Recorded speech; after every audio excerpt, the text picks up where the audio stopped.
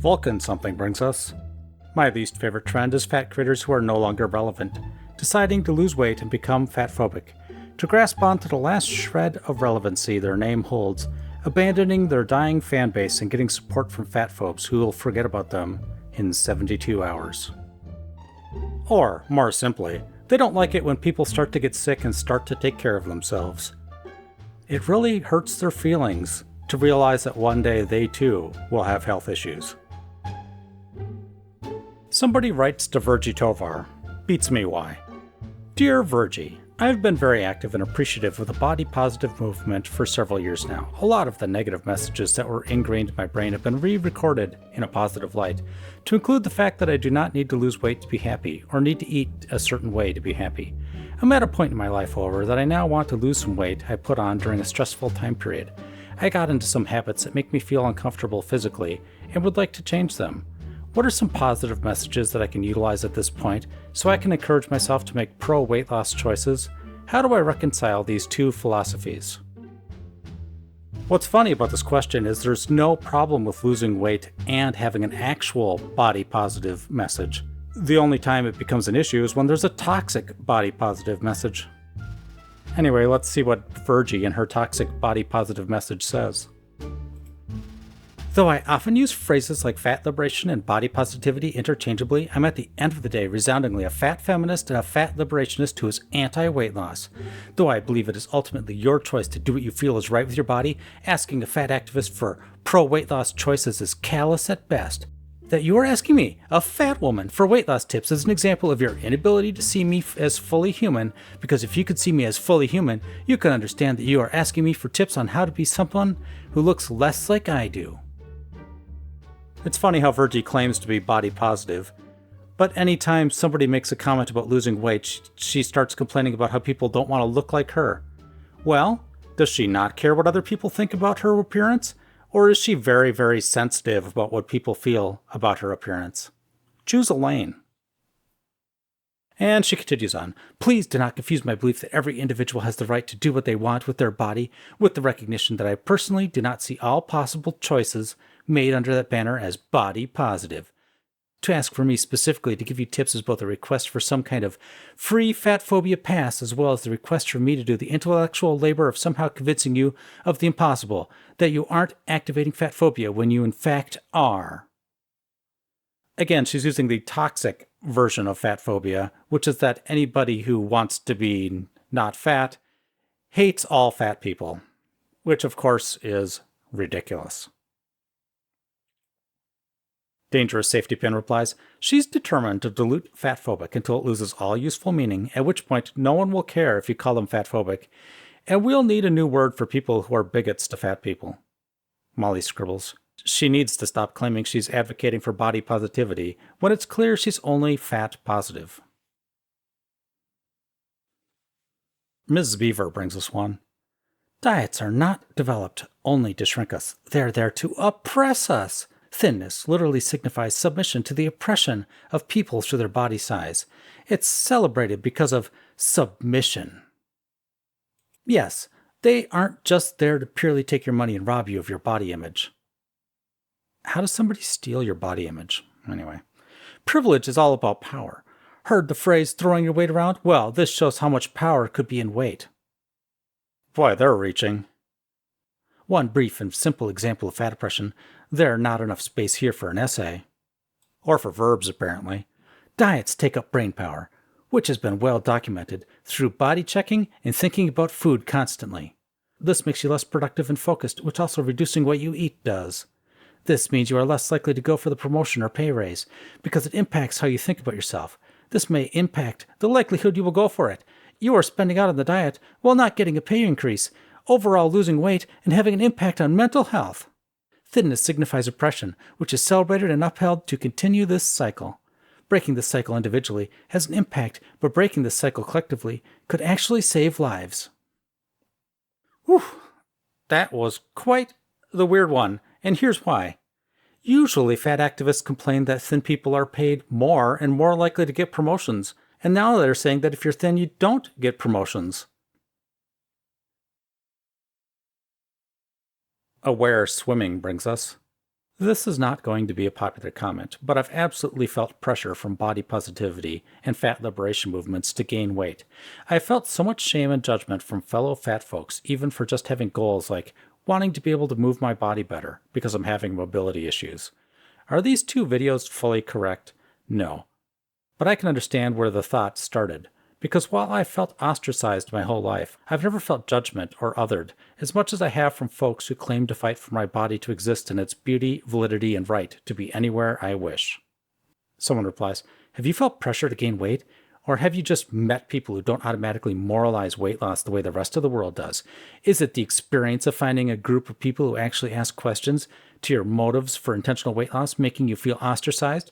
Or are you uncomfortable because it's not the way you are socialized to think? I'm genuinely asking.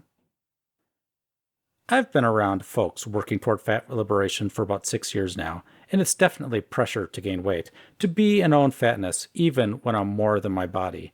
I don't believe weight change is good or bad, but even at times I've wanted to make change in any direction, no one's ever shamed me for choices about my own body more than fat-libbed folks. At least when society does it. I know how to handle that by now. Honestly, I haven't had many people even ask for reasons behind wanting to move more, etc. Just a knee-jerk, but you want to lose weight? There's no circumstances where intentional weight loss is okay.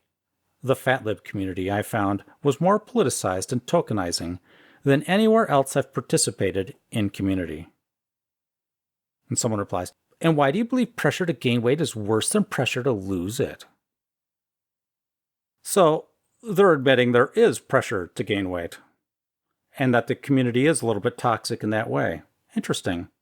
And they're just ignoring the fact that the gaining of weight is, by his own admission, making him less mobile. This comes from a blowfish.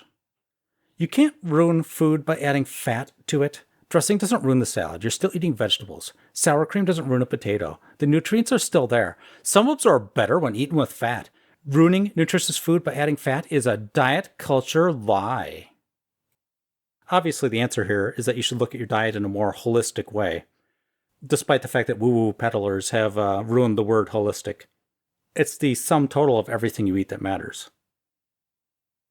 Last time we covered something like this, I gave you some examples of things that were like salads but aren't. Here's another one. Taco pizza. Delicious. Tons of bread, tons of lettuce, tons of Doritos. Is this good for you? Well, it's got lettuce on it, so it must be. That's not how logic works. What matters is everything you eat, not just the fact that you ate a couple vegetables while wolfing down a ton of bread. Different P brings us. The first step to gaining or losing weight is being honest with yourself about what you're really putting in your mouth. Nobody is a medical mystery. Someone replies, this is just utter BS. I barely eat anything, work out plenty, and yet here I am being overweight. My doctor told me that it's something beyond my control. I have severe asthma. Lay My Head replies, I just learned I'm a medical wonder. I can lose weight even with asthma.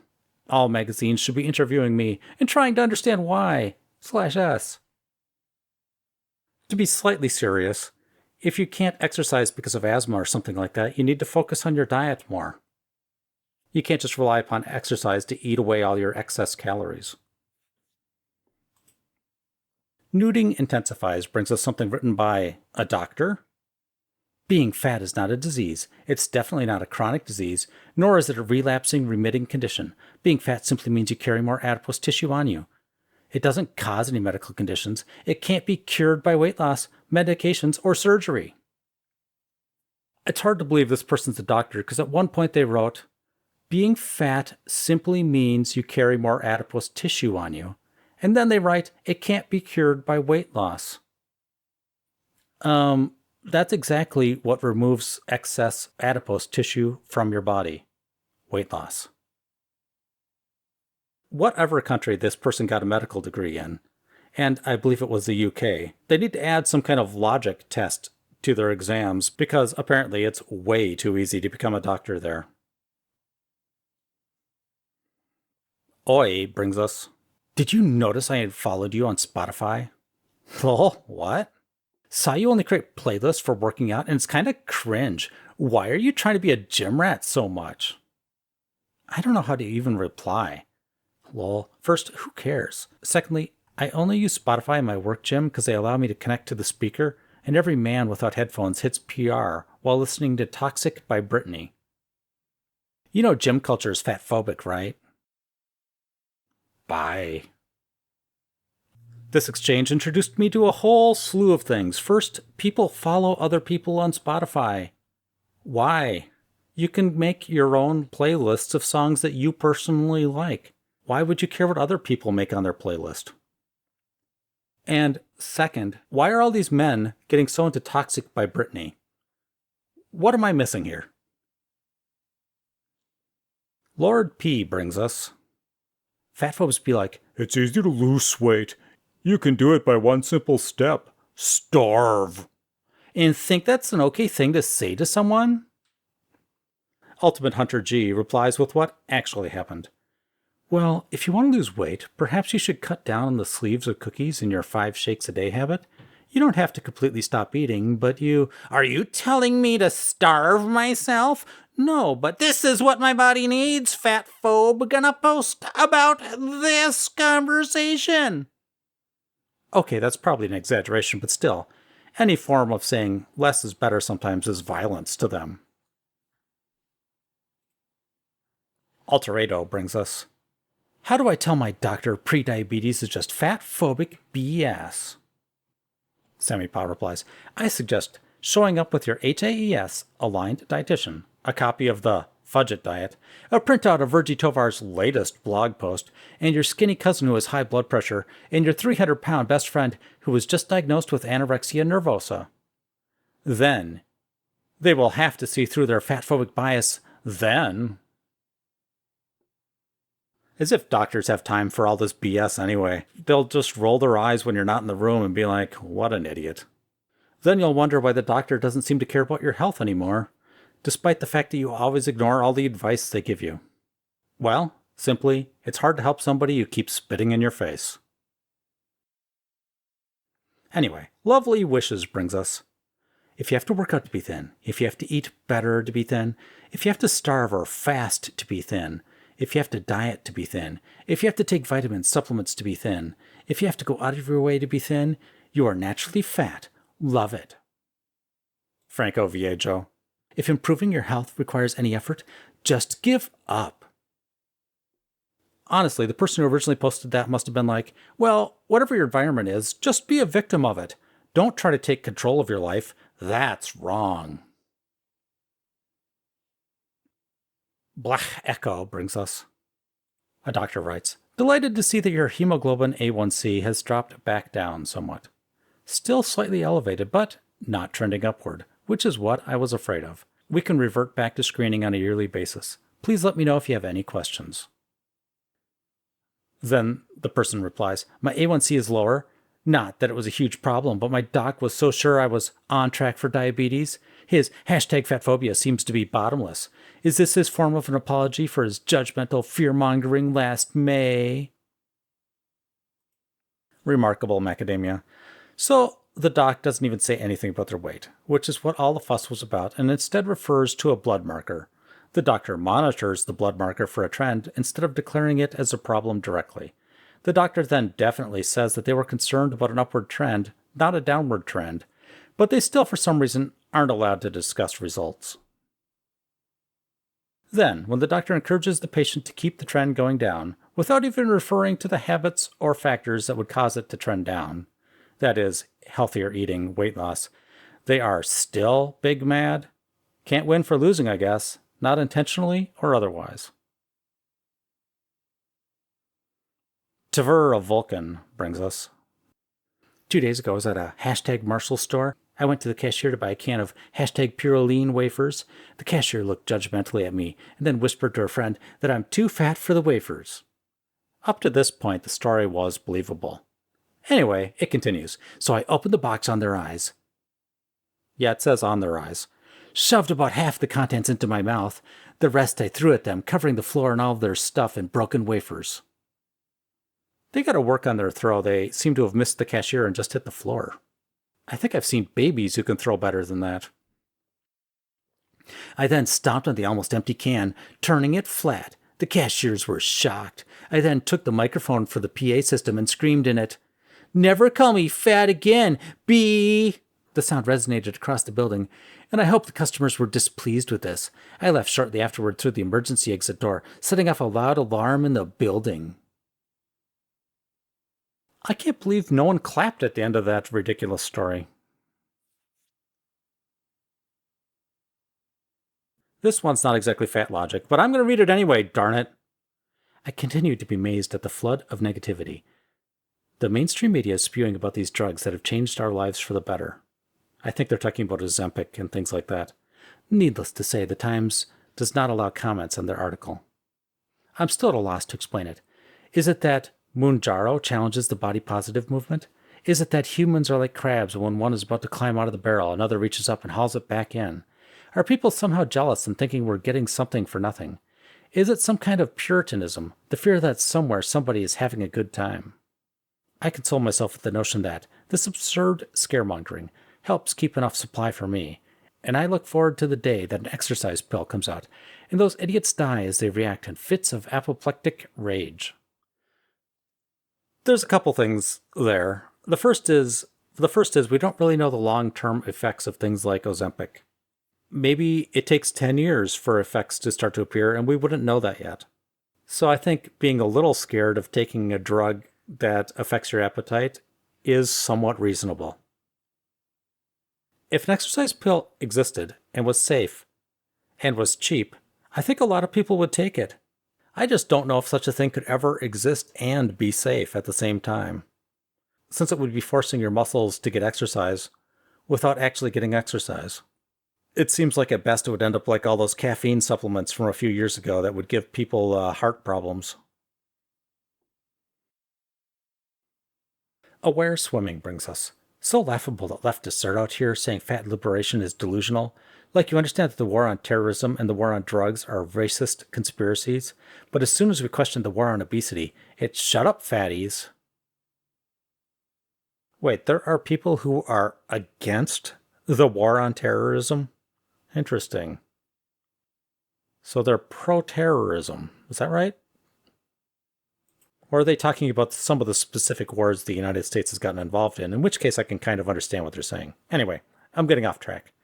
Uninstall IE replies, fat isn't a derivative of race, and encouraging people to lose weight is not empowering the police or the military to incarcerate or kill anyone. No one is proposing sterilizing obese people, putting them in jail, or bombing them. Stop trying to put yourself at the center of the universe. There is also just not a war on obesity. I've only heard this phrase from fat logicians. Naked Lobster brings us some tweets which I hopefully put in the right order. Watching a huge disability activist informed about fat phobia fall into the trap of thinking Europe magically produces less fat people and healthier foods, which is a huge eugenicist myth, is fudging weird. Like, no, that's not a thing. I honestly think this sort of thinking is a product of the psychology of American exceptionalism, that we of course enforce by having the largest military on earth and via imperialism, etc., because lol, no. Someone replies, like the OP confuses me, it's a long-known thing that leaving the US makes you lose weight, and coming back makes you gain. There's something unique about American food. We use tons of corn syrup and fillers, which is literally what they use to fatten livestock. I thought it was based on facts like less corn syrup, in Europe they mean, more raw ingredients, walkable cities, and fast food being rare and or expensive in non-American places. I would like to know why that's not accurate. It seems true to me. Yeah, I'm not sure what the original person was talking about either. I thought it was well known that people in Europe weigh less, and that people, when they come to America, tend to gain weight. Ms. Beaver brings us, nothing gets the fat phobes angry like saying food addiction isn't a real thing. I think frustrated is the word they're looking for, not angry. Sorry, not sorry. It's still not a real thing. You will have to find some other reason for being angry at fat people for enjoying their lives and their food. Nobody's addicted to food because there's no such thing as being addicted to food. The diet industry would have us all believe that food, and especially certain types of higher sugar food, is a dangerous substance. They want to make us scared of our food. They want us to blame ourselves for our difficulty exerting control over it. Wait a minute. they're not addicted to the food, but they have difficulty exerting control over it? What do you call it, exactly? When you're having difficulty exerting control over some substance, there's a word for that. I wish I could remember it. The reality is that there's nothing dangerous about food, and we're all capable of regulating our food and exercise intake without the input of food plans designed to protect us from these imaginary dangers. Wait, I thought they were just saying they have difficulty exerting control over it. In the previous sentence. They couldn't remember what their previous sentence said while they were writing their current sentence. Is the excess sugar destroying their memory? They continue. Often their argument for food addiction is based on the research that shows that certain pleasure centers in the brain light up when people consume high-fat or high-sugar foods. You know what else makes those pleasure centers light up? You guessed it. Pleasure. Spending time with friends, laughing, holding babies, stretching, walking, listening to music, all the fun things in life that make us feel amazing. But we don't worry about getting addicted to those things. But we do worry about getting addicted to more stigmatized forms of pleasure-seeking, including food. Yeah, that's right. We do worry about getting addicted to things that are bad for us. That's not a thought that's breaking new frontiers. Neko Leap replies, the question is not whether food is addictive. The question is whether your life is negatively impacted because you routinely use food to self-medicate instead of addressing your personal problems. The Dum Dum brings us. Debate. Fat bodies should be promoted. Diet and exercise don't cure obesity. Gym bros are more insecure than fat women. Fat phobia equals racism. Fat stigma causes weight gain. Debate me. Taming haters. Franco Viejo. Claims gym bros are more insecure than fat women. Uses the term haters for those who disagree with her. The math ain't mathing. Mercury Omnificent brings us. Weight loss doesn't reduce your risk of illness over the long term. Weight loss doesn't improve symptoms of any medical condition for the majority of people in the long term. Weight loss does not reverse medical conditions in the long term. Being fat is not a crime, yet. They say in the long term, so that when somebody inevitably replies that weight loss 3 years ago helped their diabetes, PCOS, acid reflux, joint pain, etc., they can just brush it off by saying, maybe get back to us after another 20 years, sweaty. Own scheme. Is it just me, or does portion control seem like another way of saying restriction? One of the ways that diet culture co-opts intuitive eating principles and twists them around is through the concept of portion control. You don't have to give up your favorite foods, they say. You can eat what you want. You just have to track it. They lure you in with false promises and pictures of cheese pizza, when in reality, if you want to stay on plan, you can afford about 3 bites of cheese pizza and 3 baby carrots in a day if you want to stay within your points calorie budget. If your point calorie budget limits you to 3 bites of cheese pizza a day, you've made a math error. Maybe you should ask one of your friends who's good at math to help you. Saying that you can eat whatever you want, as long as you control your portions, might make you feel like the diet is sustainable long term, but what your food-deprived brain hears when it hears portion control is restriction. Whenever we want to control any aspect of our eating experience, from what we eat to how much we eat, we are restricting ourselves in some way, and that can set off a cycle of overeating, binging, feeling terrible, restricting more, and then continuing to overeat or binge. So the solution, of course, is to constantly overeat and binge to prevent overeating and binging. They continue. Your intuition is built-in portion control. It knows exactly how much of that food you need to be satisfied. You don't need a diet program to tell you what a proper portion is, but diet programs don't want to admit that you actually do have to give up your favorite foods in order to lose weight, because losing weight isn't possible when you're eating normally. So instead of this, they co-opt anti-diet language by claiming you can eat whatever you want as long as you have portion control. Ultimately, your body knows the truth, and this is one of the reasons why diets fail. Akimzel replies, one of my favorite foods was Doritos. They'd make me feel gross, but I couldn't get enough. If I open a bag of Doritos, there's a 9 out of 10 chance I'm not going to have a bag of Doritos left over when I go to sleep. So how do I still enjoy and honor that craving? A portion-controlled small 1 or 1.5 serving bag from the gas station. Because so many foods in our environment are designed to override our natural intuition by overloading every sensor in our vestigial rat brains that want to chow down on fats and salts for evolutionary reasons. Alter Ego brings us. This is about Brendan Fraser's recent movie where he plays an obese man. They want the comeback story so bad that they don't care if it harms a marginalized community. Brendan will get his Oscar, and then what? Who's going to face the consequences of the movie? If the movie didn't want them to learn about fat phobia and ableism, then it's exploitive. Impressive Grocery replies, it was a real story about a person that suffered horribly and needlessly. Nowhere in it is it about fat people are bad and deserve to suffer. Do these people really just hate themselves so much that they see their own hate reflected back and have to blame someone else? Here's something related from Lose It.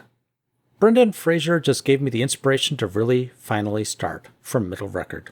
His acceptance speech for Best Actor at the Critics' Choice Award for The Whale concluded, if you, like a guy like Charlie that I played in this movie, in any way struggle with obesity, I want you to know that if you too can have the strength to just get to your feet and go to the light, good things will happen.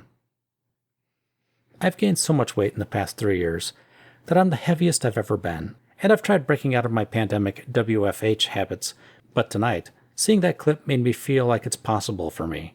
I can shake off the malaise and despair of the past 3 years and feel like myself again. So fat logicians might not like it, but that movie is doing good things for at least one person. T. Blitzy brings us. Every fat person I know eats like one meal a day. The entire social concept of fat people overeating when most have restrictive disorders is so infuriating. Most have restrictive disorders?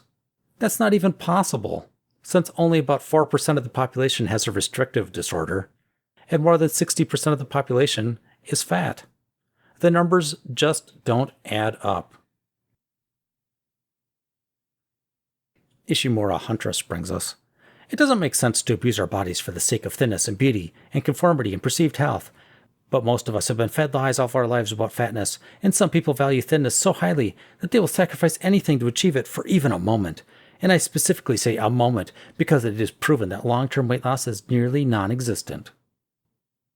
There are also people who are fat and punish their bodies into temporary thinness because fat phobia is so horrible and excruciating that they do whatever they can to try and escape it, no matter how painful the process is and how short of a time that thin privilege will last.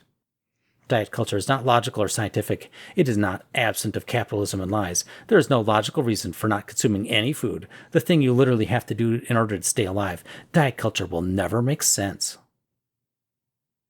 There's no logical reason for not consuming any food. Therefore, you have to consume all the food? Huh. From Just a Cog in the Wheel. Don't people realize everything is a chemical? The natural banana you're eating, the air you're breathing, the phone you're holding, everything is made up of chemicals. You are made of chemicals. There's no such thing as natural foods or natural ingredients. They really had something there to that last sentence. Natural, in case they didn't know, means not made by people. Artificial meaning made by people. So something could be natural, like something that grows in the ground like a banana, and still be made of chemicals, naturally. I don't doubt that one day scientists will be able to make food that's more nutritious than vegetables and fruit, but we have not reached that point yet. Alu Loves Cats brings us. But I want to lose weight because I just feel so gross in my body. 6 things you can do to feel better in your body without weight loss. Take a shower. That's, good advice if your grossness is caused by feeling sticky and sweaty and stinky. Yes, I 100% agree. Wear an outfit you feel good in. I guess. Paint your nails. Society's made a lot of progress, but if I paint my nails, people are still probably going to think I'm a little strange. Get some fresh air. Always good advice. Cozy up in a blanket. If you're feeling gross, how would that help? That's more of a if you're feeling cold. Engage in some gentle movement. I'm never going to poo-poo the idea of getting some exercise, even if it's just mild exercise. Almost anything is better than just spending all day on the couch, doom scrolling on Twitter. This Mind brings us quality over quantity. The big takeaways are that there is no one strategy that works for all people when it comes to nutrition, and that quality of the food counts, Liechtenstein said. That name sounds so familiar. There's like a famous author named Liechtenstein or something, right? Apparently Liechtenstein's a famous pop artist. Strange that he would seem familiar to me. Anyway, if you make some effort to consume a healthy diet, you make some effort to be physically active, you're less likely to have diabetes, chronic kidney disease, obstructive pulmonary disease, and hypertension, Liechtenstein said. It's the boring stuff no one wants to hear, she added, but there's no getting around eating fruits and vegetables and getting physical activity when it comes to weight management. Just to be clear, that part wasn't Fatlogic. Impressive grocery replies. There's nothing like watching the excitement melt out of someone's face. When you tell them that you've lost a lot of weight and they ask, "How? What did you do?" and you reply, "I ate less and got a little more exercise." This comes to us from Best of Redditor Updates. My partner is threatening to leave me because of my weight loss. Originally posted by a throwaway account. My partner and I have been together for 9 years and have lived together for 7 of those. There is no doubt in my mind that she is the love of my life. She has been with me through thick and thin. She's helped me deal with the loss of my father, and I've been there for her in the same way through her own losses. The flame is still as strong as it ever was. The only reason I've not put a ring on her finger is that neither of us are really interested in marriage, and we've both made sure that both of us know that should one of us change our minds on the matter, the other would be more than willing to accommodate them. When we first met, we were both in very good shape. I was no Adonis, but I was slim without being thin, at least somewhat toned, and took care of myself. She, on the other hand, could have easily passed for a bikini model with her positively perfect proportions. Physically speaking, she was out of my league without a doubt. But over the course of our relationship, we both progressively let ourselves go. I say we, but I'll confess I was the first one of us to start getting out of shape, gaining a decent few kilograms and starting to lose tone a couple of years into our relationship, while she still looked as fit as the day I met her. In time, however, she joined me on that journey, which only got worse when the COVID era pushed us into a sedentary lifestyle. Or maybe we let ourselves be pushed into it, as many would tell you the lockdowns only helped them get themselves back on track. Now, I honestly wouldn't say either of us got unhealthily fat. At our worst, we still weren't in the obese range of the BMI. I didn't develop a massive gut and neither did she, but we were definitely way out of shape. Neither of us gave the other a hard time about it, and we still were very happy. Purely physical attraction might not have been what it once was, but attraction in general was very much still there, and the relationship was as fulfilling as ever. Then, a year ago, she came to me with a very reasonable request, that we both make a New Year's resolution to get back in shape and that we do it together. I took her up on that offer, and going into 2022, we made changes to our ways with that goal in mind. We started eating healthier, we signed up to a gym, and made efforts to run and exercise together at least a couple of days a week. No super strict diet or Spartan boot camps, but a genuine lifestyle change, and it was great. We shared a new thing, and while obviously we didn't lose dozens of kilograms each within the first couple of months, we both did see progress and were enjoying the change. Until she hit a snag with work-related stress, her office went into crunch mode for a good few months, as well as some issues with her family stopping her dead in her tracks, which in and of itself might have been an issue for her. But as it turns out, the worst problem was how well I've been doing. While work sometimes left her with no time or energy to run or exercise for weeks at a time, I was able to keep to our prior schedule. When she was stress eating, I was keeping to our healthy diet. Of course, this hasn't been entirely linear, and I would say the past month or so has been good for her.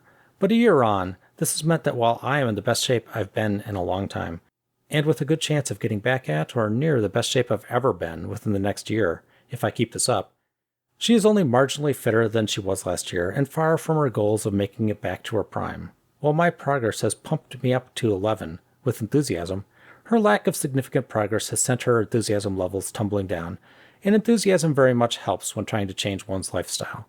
And I was aware that this divergence in our respective progress hasn't been easy on her. This year, we spent Christmas Eve with her family, and it ended up being the straw that broke the camel's back. Throughout the evening, her mother, sister, and other relatives of hers showered me with compliments on how much better than last year I'm looking, which, I won't lie, felt nice. What felt less nice, however, were the handful of clumsy, joking comments some of these same people made about my partner needing to be worried that I might leave her, get stolen away if she didn't follow my lead. Comments that evidently got under her skin.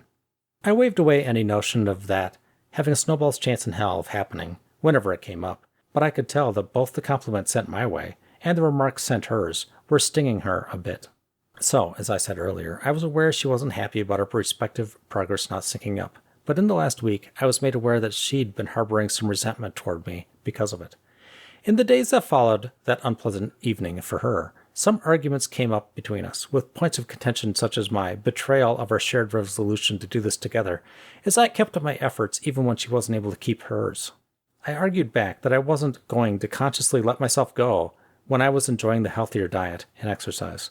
She voiced concerns that her relatives' jokes might turn true, that she feels like she can't and won't catch up, and that if I keep inching back to my best, she'll look out of place by my side. In her words, I won't want a fat woman as a partner, and that she wouldn't want to be seen as some good-looking guy's fat girlfriend. I reiterated that I loved her, never had any intention of leaving her or looking elsewhere, to which she said that 22 years old her wouldn't have been physically attracted to the me from last year at all. So why would I be attracted to the current her at all if I get back to 23 years old me's shape? To which I answered that at this point our bond was much more than just physical, and that even if I lost some physical attraction, I'd still want to be with her. Note, I may have been clumsy on phrasing this to her. I'll add that I don't think I've done anything to make her feel unattractive over the past year.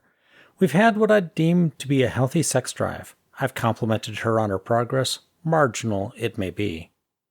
I won't list every single point that came to be discussed over the last week, but ultimately yesterday, after a stressful day and on the tail end of a stressful week and stressful year for her, she threatened to leave me if I kept on losing weight while she wasn't, and went on as far as demanding that I gain back some weight so we can start again from more equal grounds, together like we'd initially planned to. What the hell? I categorically refused to entertain either option, but offered to, of course, do everything I can to help her reach her own weight loss goals. But she didn't retract her threat. We both went to sleep angry with one another yesterday, which isn't a common thing for us. Now, I'll be honest, I think it's an empty threat. Maybe I'm just convinced myself that it is, but I don't think she would leave me for this. We're far too important to each other for it to make any sense. I also don't think she's doomed to falling short of her goals. Work has been easing up on her a bit, and so has the personal stuff, and I'll do everything I can to help her. But what hurts is that she'd make the threat, whether it's a bluff or not. I wouldn't have welcomed it, really, but it may have been an easier pill to swallow if she'd used such a threat to get me to be fitter, healthier. But in this instance, she used it to try to get me to be less healthy, and she knows full well that being healthier over the past year has been a source of happiness for me, so this stings a lot. This morning, we both agreed to put a lid on this stuff until after New Year's. We're spending the evening with friends later today, and we'll at least try not to let yesterday's spat ruin our and our friends' night. But in the next few days we'll need to have a talk, and I fear it won't be a pleasant one. If I'm wrong and it's not an empty threat, I may lose the most important person in my life. Even if I'm right, I can only hope she'll have realized her emotional blackmail was going way too far, because her being genuinely apologetic and remorseful about it would help me get over it. But if the tone is adversarial, there's a real chance that our relationship will be damaged to some level once the dust settles. And now for the update. As I said, after our spat on the 30th, we'd spent the entire evening angry, went to bed angry, and continued to give each other the cold shoulder yesterday, which, as you'll have noticed, I dealt with by writing this post out. Doing so, and reading the initial salvo of comments, I would say somewhat dissipated my anger, though it left me still with concerns both for her and for the future of our relationship. Nevertheless, as we'd agreed upon, we both put a lid on it as we joined our friends to celebrate New Year's Eve, and the evening started out pleasant. We were somewhat awkward with one another, what with having to pretend nothing had happened, but just as anger wasn't dominating my own emotions, I felt it wasn't dominating hers either. I'm pretty sure no one but the two of us really took notice of us being any different than usual. I'm also thankful none of our friends decided to take a cue from her family in terms of jokes or subjects of discussion. I was firmly intent on not talking about it at all yesterday, but as it turned out she ultimately wasn't. As the new year neared, she insisted on taking me aside from the main party so we could talk one-on-one, which initially worried me. And once we were alone, she apologized for how the past week had gone.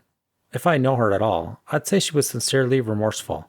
She then said it wasn't the time and place to go more in depth about it, but that she'd been feeling poopy all day, and that she wanted to at least say sorry. I told her we'd talk about it more later, but that I was sorry I hadn't noticed just how much this whole thing had been eating at her. We embraced shortly and rejoined our friends. And that's pretty much it as of now. The rest of the night was enjoyable and uneventful. We still need to have a talk in the near future. We still need to get to the bottom of the way she's been feeling, and of what drove her to say some of the things she said, of where to go from here. I'm choosing to be cautiously optimistic in light of her unprompted apology yesterday, but I know we're not out of the woods quite yet. Update 9 days later. I approached the past week with optimism after her unprompted apology on New Year's Eve for her actions between Christmas and New Year's, but still expected us to be in for our tough heart-to-heart.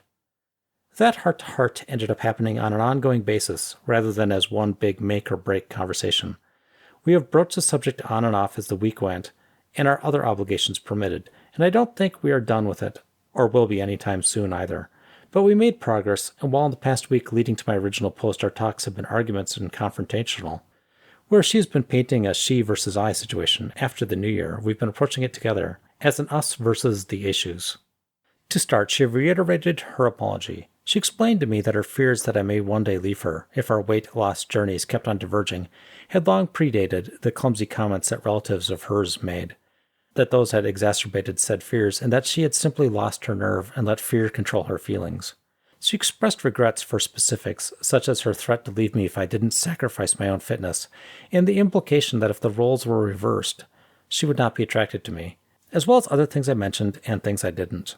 Based on some of the responses my earlier post got, this may not be popular with everyone, but, long story short, I told her her actions and her words hurt me, but I wholly accepted her apology and have forgiven her. I'm sure there will be some of you arguing I shouldn't have, or not so easily, but she's the woman I love, she's clearly in pain and was sincerely remorseful. How could I have not forgiven her? Of course, her insecurities haven't just magically evaporated. The self-image issues that led to this are not trivial, and will take time and effort from both of us to be overcome. I asked her if and how I could help, if I'd been fueling it in any way, and while she didn't frame it as a reproach, she pointed out that over the past year, when she was feeling down about her lack of progress, much of my encouragement and support circled around the fact that I believed in her to succeed in achieving her fitness goals, and that, combined with her self-image issues and doubt that she could achieve them, deep down she couldn't help but take those as indications that if she were to fail to meet her goals, I would be disappointed in her and may stop wanting her. Reflecting upon it, her observation was accurate. I can definitely remember many instances where I did make it clear that I'd love her and want her regardless over the past year, as I did at the Christmas dinner and during the week that followed, but I cannot deny that often my focus would be on my belief that she could get where she wanted, simply because I genuinely believed she could. I hadn't realized it could be taken on some level as pressure, but it doesn't sound so far-fetched thinking about it now. I think this stemmed from my belief that she wanted to achieve those goals for herself, which she confirmed to me was still the case. I reiterated that I'd love her either way, and that she didn't need to lose weight for me or because of societal expectations. I also brought up something someone had mentioned here, her potential need to be the fitter, more attractive one of the two of us. She said she didn't know if she had such a need to be fitter than me, but that she did want to not look out of place at my side, to which I cordially replied that she'd always belong by my side, which got a chuckle out of her. On a more serious note, I told her I never wanted her to feel insecure, and that if continuing to strive to lose weight was what she wanted, I'd support her, but that I didn't want this pursuit to come at the cost of her mental health. As mentioned above, I had forgiven her for a comment on whether her early 20s self would have been attracted to me when I was at my most out of shape. But we did discuss it again, as I did need to know what exactly that meant as far as her current self was concerned. She apologized again for having said that she realized how shitty it was from her, and swore to me that her comment in the heat of the arguments was not representative of how she would feel about me if the roles were reversed. As many here had advised, I suggested to her that therapy might help her deal with her insecurities. I told her I'd do what I can, and that I wanted us to communicate better about this in the future, but that a trained professional would be able to provide advice I wouldn't think of, and might pick up on underlying issues I'd miss, or even that there may be things she'd be more comfortable discussing with a therapist. I also mentioned that I'd be willing to join her for joint sessions as well, if that was something she felt our relationship needed now or in the future. The matter came up now and then during our conversations, and she has seemed receptive to the idea, but as of yet she's still unsure about going through with it. I will not force her hand, but I will bring it up again as I deem appropriate. Outside of the scope of our conversations, I also took a cue from some of the comments that suggested our relatives had been out of line in their remarks, and got in touch with her sister, who had not been among those making them, though she had complimented my own weight loss, as I have a good relationship with her, and asked if she could talk to her relatives about respecting boundaries on the subject. She told me she had also taken notice of the comments, and hadn't found the humor, and that she would at least talk to her mother about it, who had made such a remark. Apple Park 5 posted in Lose It, Vietnam has the lowest adult obesity rate, and it's one of the most sedentary countries. I think this is the big epiphany some need to understand. It really helped me. The science is pretty clear that diet is vastly more important than exercise in terms of weight loss. It's about 85% diet, 15% exercise according to some. I know so many people that do huge hikes all the time, but they compensate by eating really large meals and drinking their calories. When I started counting my calories, the weight came off real quick. I found my caloric needs by calculator, tracked them, and yeah, now I'm a skinny-ass person. I've kept it off for over a decade now. You can legitimately lose all your weight and just sit around playing video games. Wouldn't exactly recommend that, but it's surprisingly possible. I didn't exercise to any extremes whatsoever. I just changed my eating habits. At some point, it becomes second nature too, thankfully. Just eat filling foods that aren't too calorie-rich and make sure not to drink all your calories. Sparkling water has made my life so much better. Soleil Lee. Yep, you can't outrun a bad diet. I am Vietnamese, and every time I visit the country, I drop 10 to 20 pounds without even trying. Not only is their food healthier, a lot of vegetables with nearly every meal, their portion sizes are so much smaller. I remember dining in at an American restaurant after a month-long family trip to Vietnam, and we didn't even finish half the food on the table. These were standard American dinner plates, but we were so used to smaller portions that everyone took home leftovers. Of course, after just a few weeks of eating regular portions again, we were back to cleaning our plates and asking for dessert after. Gruntled also posted in Lose It, all food doesn't have to be enjoyable. I've been at this almost a decade. I've lost 150 pounds, gained substantial muscle, and really turned my health and quality of life around. I've made all the mistakes. I've had to work on my relationship with everything. I'm at a good spot now, and my second biggest tip is to just eat as many veggies as you freaking can. You don't have to enjoy eating them. Do it anyway. Veggies fill you up on low calories, and they have a ton of micronutrients that supposedly help your health. Treat them like medicine. If you eat veggies, but you want to lose weight by being in a calorie deficit, it will be much easier if you eat twice the volume of food per day by adding in lots of veggies. Here are some of my methods.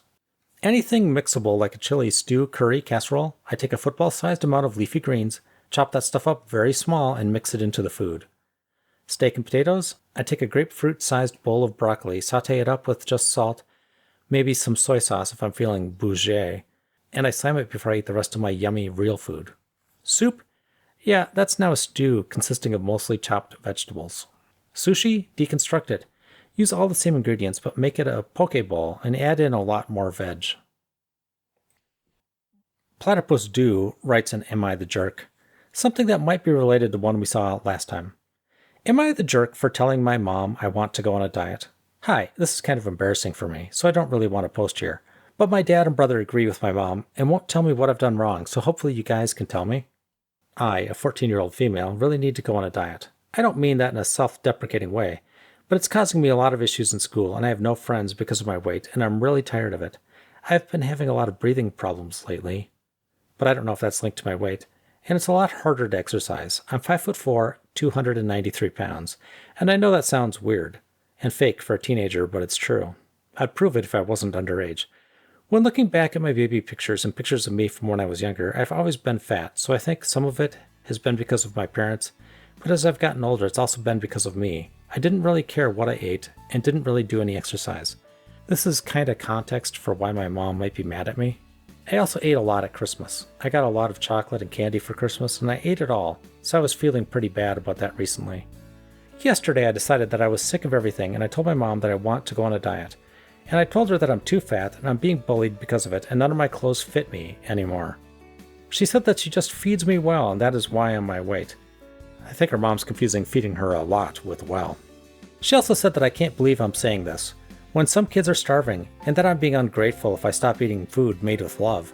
She said that she'll get me bigger clothes, and she can stop the bullying, but she thinks I'm being disrespectful because I want to lose weight, and that God made me this way for a reason. I haven't said anything about it since, but am I the jerk? I feel like she could be mad because I know I was fat as a baby too, but the fact that my brother and dad also believe this makes me feel like I'm wrong, and I really don't want to disrespect God too. I can't believe your mom brought God into it. Your mom overfeeds you and then blames God. That is disrespectful to God, isn't it? I'm not even religious and I can see what's wrong with that. Broad Injury wrote in, "Am I the jerk? Am I the jerk for stealing my roommate's snacks and replacing them with vegan snacks?" So I, a 19-year-old female, live with a couple of roommates, and one of them, a 21-year-old male, developed a big snacking problem. It all started when I brought up how I decided to become vegan and how much more confident I feel about myself.